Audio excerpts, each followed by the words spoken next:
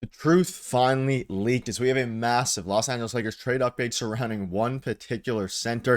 And we finally have the truth behind not only the Lakers offer, but their plans going forward regarding this guy. We're going to break down exactly what that is and discuss what this means, as well as a few other updates, folks. Before we get into it all, if you're part of the percentage who aren't subscribed to the channel, this is the place to be for daily Lakers content. Your guys' support has been unbelievable, so make sure to hit that subscribe button. Thank you guys once again for your continued support over here.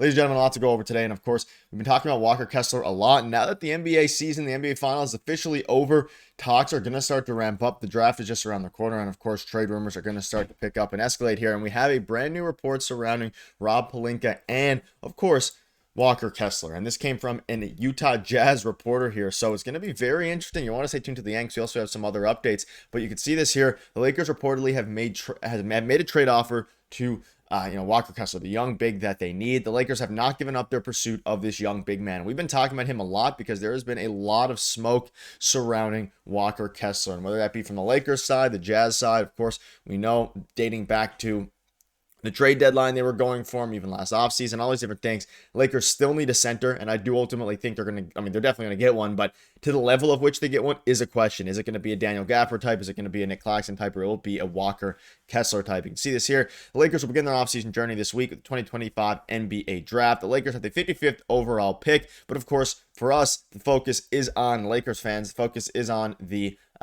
making a trade for a center, or obviously potentially trading up in the draft and getting a better pick. But I think for now it's going to be focused on Walker Kessler. And here's what Jazz insider Larson said. I think there's been an offer presented for Walker Kessler, and certainly the Lakers have shown significant interest dating all the way back to the trade deadline, and certainly continuing now.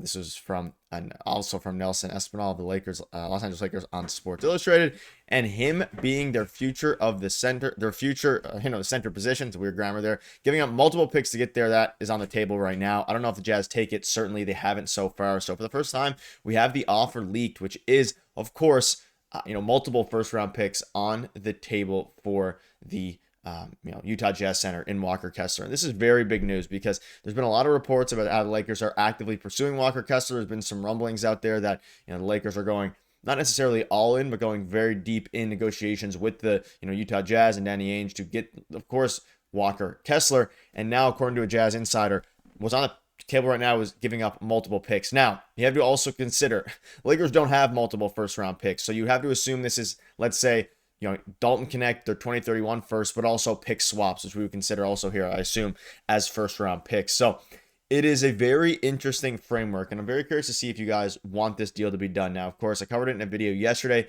a framework surrounding Austin Reaves for Walker Kessler. It doesn't seem like that offer has been put on the table yet. However, in the same vein, Walker Kessler would fit this team perfectly. I've been talking about it ad nauseum here. There's been a lot of videos on it because it's obviously the most latest news here.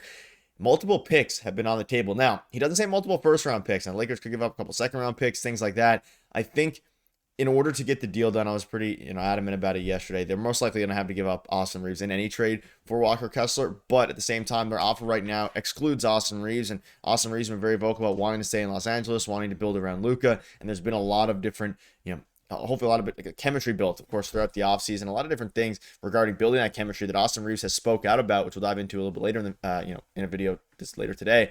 But at the same time, it's clear that the Lakers are desperately pursuing Walker Kessler. If you're unfamiliar, last year put up a career year, 11 points, 12 rebounds, averaged 4.6 offensive rebounds a game. His offensive rating and defensive rating were fantastic. And of course, he would be a huge upgrade over Jackson Hayes and Alex Len. Alex Len was terrible, but Jackson Hayes, which there's some more updates there, we'll keep you up to date with another video on that later today as well. But if the Lakers are desperate for Kessler, they'll have to get creative with the trade package, which means they might need to include Dalton Knecht. And I think if you're not giving up Austin Reaves, according to this report, you're giving up a bunch of picks. I think the offer is most likely Dalton Knecht and however many picks they can give up. Now, if you're including Austin Reaves, you can probably keep Dalton Knecht and probably even keep your 2031 first round pick and then give up swaps plus Austin Reaves, or maybe even just an Austin Reaves for Walker Kessler, swap. And of course, you'd have to make salaries work there. But I think it makes sense because, and again, they could also go for John Collins, but it makes sense, even giving up Austin Reaves. I saw a lot of you guys in the comments yesterday, some saying keep Austin Reaves, some saying, let him go. It's a very valid conversation to be having, especially given the fact that, things are so uncertain right now for the Lakers and their center position. And Walker Kessler will provide some much needed certainty because he's an absolute animal. Rookie of the Year finalist a couple of years ago, only 23 years old. And you would assume, they'd extend him after his rookie contract is up. he'd be the guy to pair with Luka Doncic for the next, probably decade, depending on how good he remains. But he is exactly what the Lakers need. And you'd also be able to, again, I always talk about this. If you have Nick Claxton, for example, and you make a trade for him, you still need to get a bigger backup center to help match up against the big guys. Walker Kessler can do both and kind of help with that. There was also a report here, another report from Brett Siegel of Clutch Point Sports. Despite the Lakers' interest in the young center, the Jazz have insisted that he is unavailable. But of course, some new reports have come out revealing he is available. Walker Kessler remains high on the Lakers' wish list as well, although league sources continue to downplay his actual availability in Utah. Now, this is, of course, from the I believe it's from the trade deadline. I just want to bring this up because this is from the trade deadline, obviously a few months ago during the regular season, and how it started, how the Lakers were still super interested in him dating back to when he was unavailable in the regular season. And now we fast forward a few months where he's very available, but of course the Jazz still want an absolute haul for him. Like, the Lakers' interest has been clear. It has been, very well documented that the Lakers desperately, desperately want him.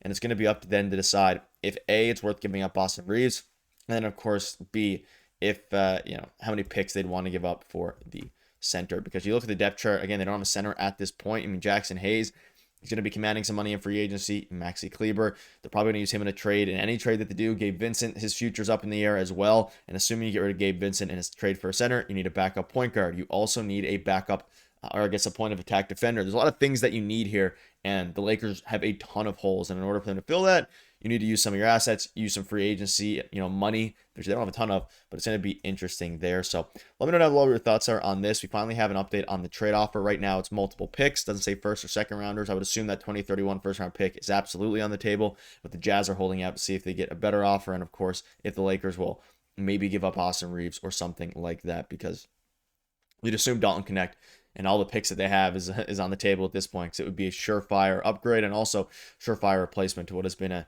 problem now since they traded AD a few months ago, but really a problem for a while getting an actual 5. And that's one of the reasons AD, I think, got traded ultimately, or at least that was some of the rumors when he, of course, spoke to the media and wanted another center so he could play the 4, where he is much more comfortable. Let me know down below what your thoughts are on that. Before we wrap up, look at the depth chart here real quick and look at this tweet. So Clutch made a tweet saying, if you had to move off of one contract to make a significant move, who do you move? And this was back in 2024, so about a year ago. And back then, around a year ago, most people were inclined to move Hachimura over Vanderbilt. And now, of course, you would obviously move Vanderbilt over Hachimura. And it goes to show how quickly things can change, especially for the Lakers, and how invaluable Rui Hachimura has been and was to the Lakers this past season. He had a huge upgrade, and he fits along Luka perfectly. But I'm curious to see what you guys think in the comments. Would you get rid of Rui Hachimura if it's for an upgrade in other areas? Because there's been a lot of rumblings at Rui Hachimura, even a Rui Hachimura for John Collins trade, getting a big man. The Lakers have a clear need. Rui Hachimura is a beast, but would you guys move off of Rui for John Collins? Because, they're both beasts, but at the end of the day, it's going to be interesting to see. But that'll wrap it up. Let me know down below what your thoughts are. You guys are awesome. Cheers.